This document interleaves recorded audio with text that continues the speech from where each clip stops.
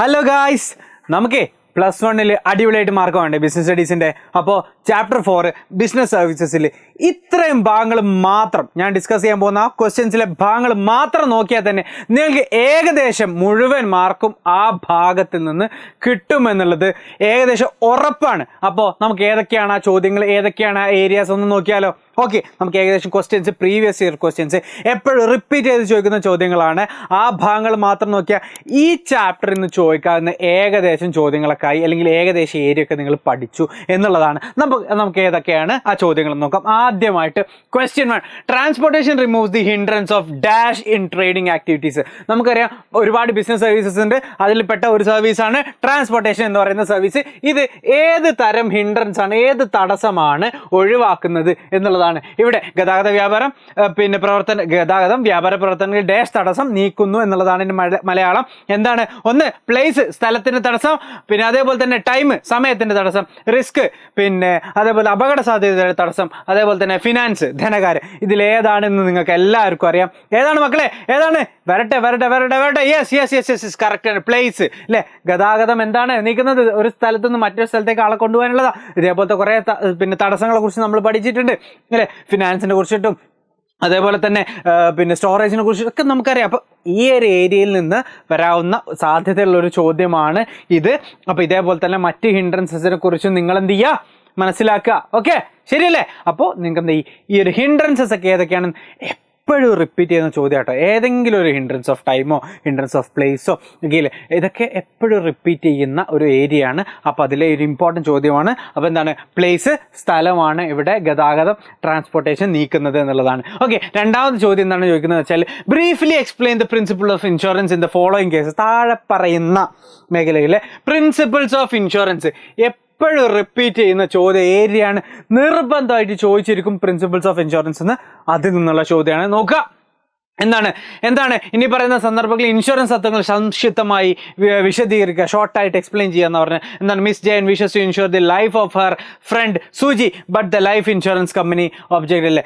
പിന്നെ മിസ് ജയൻ എന്ത് ചെയ്തു എന്ന് വെച്ചാൽ അദ്ദേഹത്തിൻ്റെ ഫ്രണ്ടായിട്ടുള്ള സുജിയുടെ ലൈഫ് ഇൻഷുറൻസ് എടുക്കാൻ വേണ്ടിയിട്ട് ചെന്നപ്പോൾ ലൈഫ് ഇൻഷുറൻസ് കമ്പനി പറഞ്ഞു പറ്റില്ല എന്ന് പറഞ്ഞു. എന്തുകൊണ്ട്? നിങ്ങൾക്കറിയാം എന്തുകൊണ്ടാണെന്ന് അല്ലേ? ആരുടെ ഇൻഷുറൻസ് ആർക്കൊക്കെ എടുക്കാൻ പറ്റും, അതിനൊരു റീസൺ അതിന് പിന്നുണ്ട്. ഇൻഷുറൻസ് പ്രിൻസിപ്പിൾ അതിന് പിന്നിൽ ഉണ്ട് എന്നുള്ളത് നിങ്ങൾക്കറിയാം. അതേപോലെ രണ്ടാമത്തെ കേസ് എന്താണെന്ന് വെച്ചാൽ മിസ്റ്റർ സുനിൽ എന്ത് ചെയ്തു വെച്ചാൽ 3 lakhs from the insurance company, 3 ലക്ഷം രൂപ ഇൻഷുറൻസ് കമ്പനിയിൽ നിന്ന് കിട്ടി. എന്തിനാണ്? As compensation for his stolen car. അദ്ദേഹത്തിന് മോഷ്ടിക്കപ്പെട്ട കാറിന് വേണ്ടിയിട്ടാണ്, കാറിന് പകരമായിട്ടാണ് അദ്ദേഹത്തിന് 3 ലക്ഷം രൂപ കിട്ടിയത്. Later he files a suit against to recover the stolen car.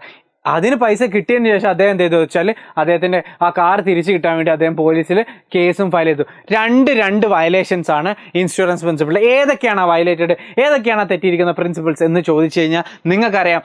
ആദ്യത്തെ കേസിൽ എന്താ വരുന്നത്? ആദ്യത്തെ കേസിൽ ഇൻഷുറബിൾ ഇൻട്രസ്റ്റ് ആണ്. ഇവിടെ ഓരോ സാധനത്തിന് മേലെയും ഒരാൾക്ക് ഇൻഷുറൻസ് ചെയ്യണമെങ്കിൽ അതിന് മേലൊരു പിന്നെ നിക്ഷിപ്ത താല്പര്യം വേണം, ഒരു ഇൻഷുറബിൾ ഇൻട്രസ്റ്റ് വേണം. അത് ഫ്രണ്ടിൻ്റെ കേസിൽ നമുക്ക് പിന്നെ കിട്ടില്ല എന്നുള്ളത് കൊണ്ട് നമ്മുടെ ഫാമിലി മെമ്പേഴ്സിന് കിട്ടുമെങ്കിലും ഫ്രണ്ട്സിൻ്റെ കേസിൽ നമുക്കത് കിട്ടില്ല. ഇൻഷുറബിൾ ഇൻട്രസ്റ്റ് ഇല്ല എന്നുള്ളത് കൊണ്ട് അവിടെ പിന്നെ പുള്ളിക്കാരിയുടെ ഇൻഷുറബിൾ ഇൻട്രസ്റ്റ് ഇല്ലാത്തത് കൊണ്ട് ആ ഒരു റിക്വസ്റ്റ് തള്ളിപ്പോകുന്നു. അടുത്തത് സബ്രഗേഷൻ ആണ്. ഓക്കെ, സബ്രഗേഷൻ എന്താ? ഈ പ്രിൻസിപ്പിൾ പ്രകാരം നമുക്കൊരു ഇൻഷുറൻസ് ക്ലെയിമിൽ, ഒരു പോളിസിയിൽ ക്ലെയിമിൽ കിട്ടിക്കഴിഞ്ഞാൽ, ആ പോളിസി എമൗണ്ടിൽ ക്ലെയിം കിട്ടിക്കഴിഞ്ഞാൽ, നഷ്ടപരിഹാരം കിട്ടിക്കഴിഞ്ഞാൽ പിന്നീട് ആ ഒരു പ്രോപ്പർട്ടിയുടെ, ആ ഒരു അസറ്റിൻ്റെ, ആ ഒരു സ്വത്തിൻ്റെ അവകാശി എന്ന് പറയുന്നത് നമ്മുടെ ഇൻഷുറൻസ് കമ്പനിയാണ്. അതുകൊണ്ട് property is entitled with the ഇൻഷുറർക്കാണ് അതിനുള്ള അവകാശമുള്ളത്. സ്വാഭാവികമായിട്ടും നമ്മുടെ സുനിലിന് കാറിന് 3 ലക്ഷം കിട്ടിക്കഴിഞ്ഞാൽ പിന്നെ കാറിന് മേലെ ആർക്കില്ല, അവകാശമില്ല. പിന്നീട് ആ കാർ തിരിച്ചു കിട്ടാൻ അത് ഇൻഷുറൻസ് കമ്പനിയുടെ പ്രോപ്പർട്ടിയാണ്. ഇൻഷുറൻസ് കമ്പനിക്ക് അത് വേണ്ട വിധത്തിൽ എന്ത് വേണമെങ്കിലും ചെയ്യാമെന്നുള്ളതാണ്. അടുത്ത ചോദ്യത്തിലേക്ക് പോകാം. എന്താണ്? Watching a movie in a cinema hall differs from purchasing a video cassette from a shop in several aspects. Differentiate them from the business point of view. ഇവിടെ നമ്മളോട് ചോദിച്ചിരിക്കുന്ന ഒരു സിനിമ ഹാളിൽ പോയിട്ട്, നമ്മൾ തിയേറ്ററിൽ പോയിട്ട് സിനിമ കാണുന്നതും അതേപോലെ തന്നെ ഒരു വീഡിയോ കാസറ്റ് ഷോപ്പിൽ നിന്ന് വാങ്ങിച്ച സിനിമ കാണുന്ന 2 വ്യത്യാസമുണ്ടെന്നാണ്. ഏത് രീതിയിലാണ് അത് വ്യത്യാസപ്പെട്ടിരിക്കുന്നത്? നമുക്കറിയാം, ഗുഡ്സും സർവീസും നിങ്ങൾക്ക് എല്ലാവർക്കും അറിയുന്ന മേഖലയാണ്. നിർബന്ധമായിട്ടും നിങ്ങൾ പഠിക്കേണ്ട ഏരിയയാണ്. എന്തൊക്കെയാണ് എന്നുള്ളത്?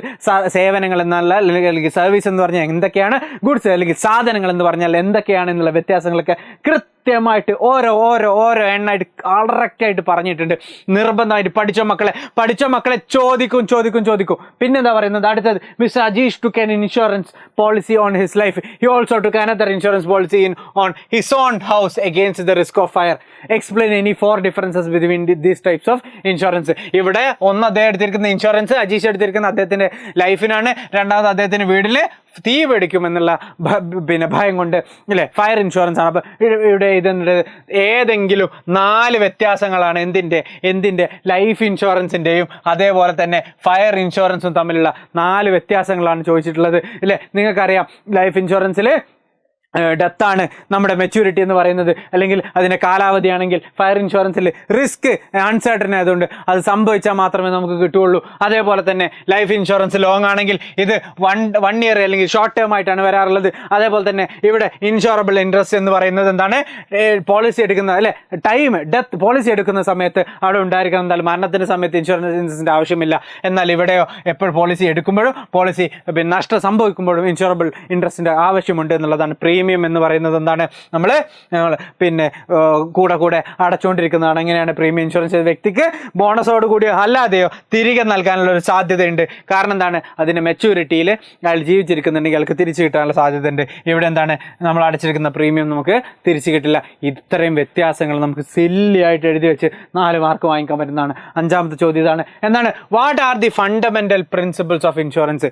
8 മാർക്കിന് മക്കളെ ചോദിച്ച ചോദ്യമാണ് ഇത്. 8നും 7നും 6നൊക്കെ നിരവധി തവണ തിരിച്ചും മറിച്ചും ചോദിച്ചാണ്. നിങ്ങൾക്ക് എല്ലാവർക്കും അറിയുന്ന ക്വസ്റ്റ്യൻസ് ആണ്. എന്തൊക്കെയാണ്, ഒന്ന് വിശ്വാസം എന്നുള്ള പ്രിൻസിപ്പിൾ, അറ്റ്മോസ്റ്റ് ഗുഡ് ഫെയ്ത്ത് എന്നുള്ളത്. അതേപോലെ തന്നെ ഇൻഷുറബിൾ ഇൻട്രസ്റ്റ് എന്ന് പറയുന്നത്. അതേപോലെ തന്നെ ഇൻഷുറബിൾ ഇൻട്രസ്റ്റ് നമ്മൾ നേരത്തെ ആദ്യം പറഞ്ഞ ചോദ്യത്തിലുള്ള ഇൻഷുറബിൾ ഇൻട്രസ്റ്റ്. അതേപോലെ തന്നെ നേരത്തെ പറഞ്ഞതുപോലെ ഇൻഡെംനിറ്റി, നഷ്ടപരിഹാരമാണ് കിട്ടുന്നത് ഇവിടെ ഇൻഷുറൻസിൽ അല്ലേ. ഒരിക്കലും നമുക്കതിൽ നിന്ന് ലാഭമല്ല കിട്ടുന്നത്. അതേപോലെ തന്നെ പ്രോക്സിമേറ്റ് കോസ്റ്റ് അഥവാ അടുത്ത കാരണം, നമ്മുടെ നഷ്ടം നമ്മൾ ഇൻഷുർ ചെയ്തിരിക്കുന്ന ആ ഒരു റീസണിൽ നിന്ന് മാത്രമേ നമുക്ക് ഇൻഷുറൻസ് കിട്ടുള്ളൂ. സബ്രഗേഷൻ എന്ന് പറയുന്നത്, സബ്രഗേഷനിലൂടെ നമ്മുടെ പ്രോപ്പർട്ടിയിൽ നിന്ന് നമുക്ക് ക്ലെയിം കിട്ടിക്കഴിഞ്ഞാൽ, ലോസിൽ നിന്ന് നമുക്ക് ക്ലെയിം കിട്ടിക്കഴിഞ്ഞാൽ പിന്നെ ഇതിൻ്റെ ഓണർഷിപ്പ് ഇൻഷുറൻസ് കമ്പനിക്കാണ്. കോൺട്രിബ്യൂഷൻ എന്ന് പറയുന്നത് നമ്മൾ എന്ത് ചെയ്യാണ്, നമ്മൾക്ക് ഇത് കോൺട്രിബ്യൂഷനാണ് സംഭവിക്കുന്നത്, അല്ലാതെ നമുക്കതിൽ നിന്ന് എന്ത് ചെയ്യുന്നില്ല, ഇതല്ല കിട്ടുന്നത്. എന്താണ്, നമുക്കൊരു ലോസ് നമ്മളെ കോൺട്രിബ്യൂട്ട് ചെയ്യാണ്, അല്ലെങ്കിൽ അതിൻ്റെ റിസ്ക് കോൺട്രിബ്യൂഷൻ, അല്ലാതെ അതിന് കംപ്ലീറ്റ് ആയിട്ട് അവോയ്ഡൻസ് അല്ല സംഭവിക്കുന്നത്. മിറ്റിഗേഷൻ ഓഫ് ലോസ് എന്ന് പറയുന്നത് നഷ്ടം ലഘൂകരിക്കാൻ നമ്മളും കൂടെ എന്ത് ചെയ്യേണ്ടതുണ്ട്, നമ്മളും കൂടെ അതിൻ്റെ ഭാഗമാവേണ്ടതുണ്ട്. നഷ്ടം ലഘൂകരിക്കാനുള്ള കേസ് വരുമ്പോൾ നമ്മളും കൂടെ അത് ഇൻഷുറൻസ് ചെയ്തിട്ടുണ്ടെന്ന് വെറുതെ ഇരിക്കാതെ ചെയ്യേണ്ടതുണ്ട് എന്നുള്ളതാണ്. ഇത്രയും പറഞ്ഞു കഴിഞ്ഞാൽ നമ്മുടെ മോസ്റ്റ് ഇമ്പോർട്ടൻ്റ് ഏരിയാസ് കഴിഞ്ഞു. സലാം.